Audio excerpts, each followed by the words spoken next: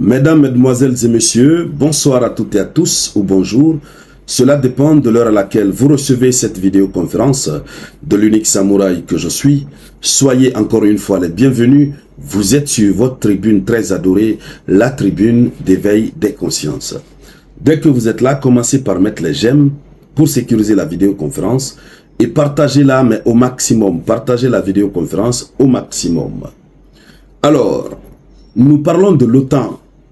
Nous parlons de cette déclaration que le secrétaire général de l'OTAN, Jens Stoltenberg, vient de faire.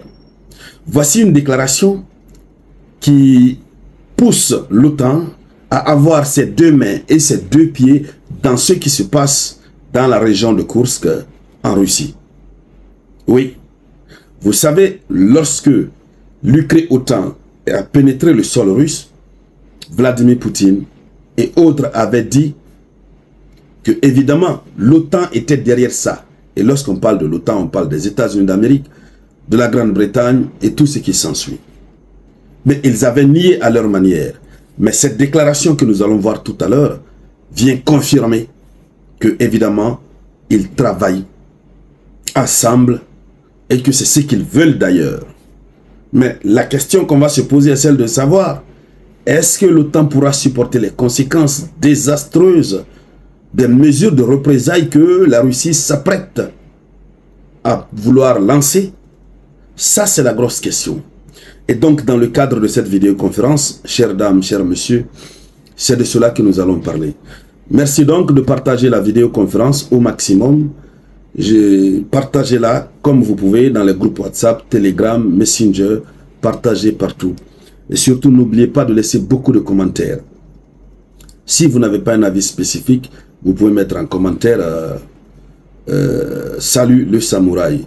Je pourrais prendre le temps de répondre avec un de mes profils, avec une de mes pages. Généralement, j'aime ces temps-ci répondre avec ma page Roby Théa Premier pour ceux qui sont sur Facebook. Alors, allons-y dans les profondeurs, mesdames, mesdemoiselles et messieurs.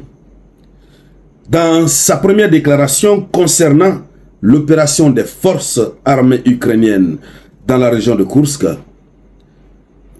Jens Stoltenberg a souligné que cette opération s'aligne sur le droit de l'Ukraine à la légitime défense. Donc ils sont en train de mettre cela au compte de la légitime défense. La légitime défense, c'est quoi?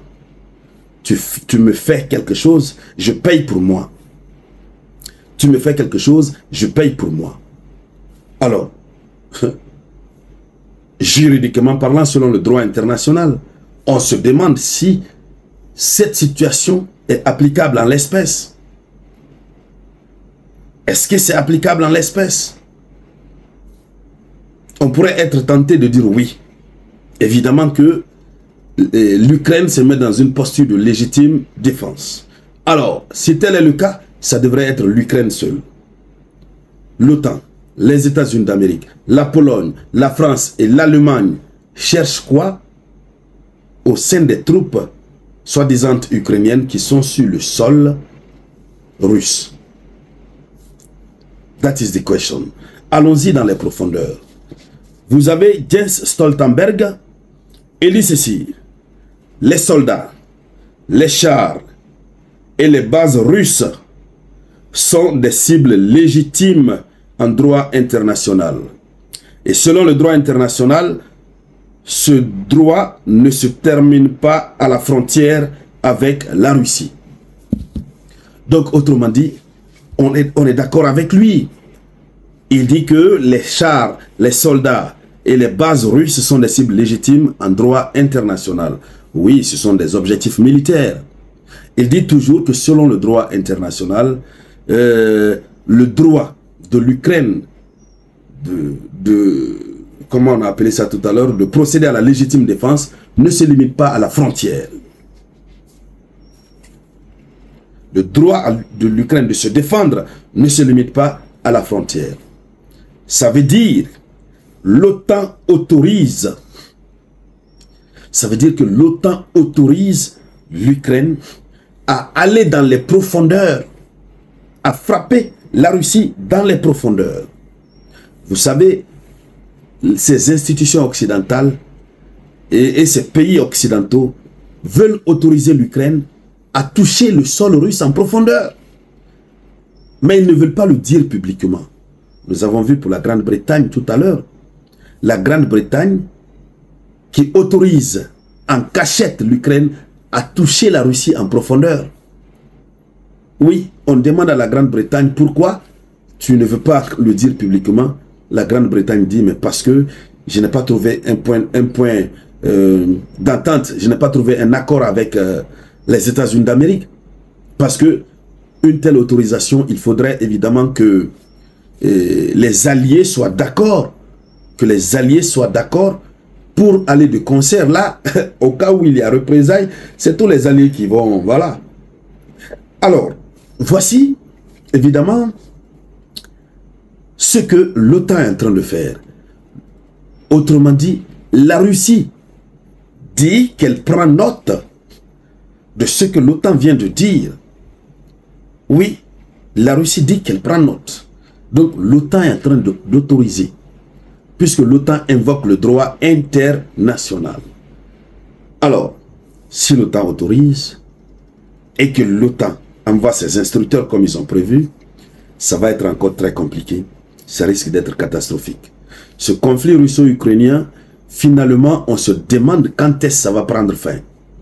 Puisque nous apprenons encore d'ailleurs, que ce soit l'Ukraine ou la Russie, ces deux sont en train de préparer des opérations offensives pour 2025. On est d'abord en 2024. Ils sont en train de préparer des choses mais très graves pour 2025. Mais pourquoi ces dirigeants mondiaux ne peuvent-ils pas réfléchir à un plan de paix? Se donner la paix là-bas? Pourquoi ils ne peuvent pas le faire? On est en 2024. Au lieu de planifier un plan de paix, ils sont tous les deux en train de planifier un plan de guerre. Est-ce que l'humanité a besoin de ça? Nous avons besoin de la paix. Nous avons besoin de la paix. Je n'ai jamais cessé de le dire. Nous avons besoin de la paix. Que ce soit du camp de Poutine, que ce soit du camp de Zelensky, il faudrait que des cerveaux s'élèvent pour baisser les tensions, qu'ils se retrouvent à la table de négociation. Puisque si nous continuons dans cette allure, nous risquons de nous retrouver nez à nez avec la troisième chose mondiale sans faire exprès. Puisque quand ça va atteindre un niveau, la Russie va commencer à envoyer des représailles en Grande-Bretagne, aux États-Unis d'Amérique, en France, en Allemagne. Eux aussi vont réagir, comme Stoltenberg vient de le dire. Ils envoient, la Russie envoie en Grande-Bretagne, la Grande-Bretagne réagit. Comme ce que Stoltenberg dit, c'est le droit à la légitime défense. Finalement, de légitime défense en légitime défense, les alliés de la Russie vont venir. On va se retrouver sur quelle planète? Notre terre serait sacrifiée. Et donc, mesdames, mesdemoiselles et messieurs, voici ce qu'il faut dire à ce sujet. Merci donc à toutes et à tous. Merci de partager la vidéoconférence au maximum. Je vous reviens avec de nouvelles actualités. C'était la voix de votre humble serviteur, l'unique samouraï d'Afrique.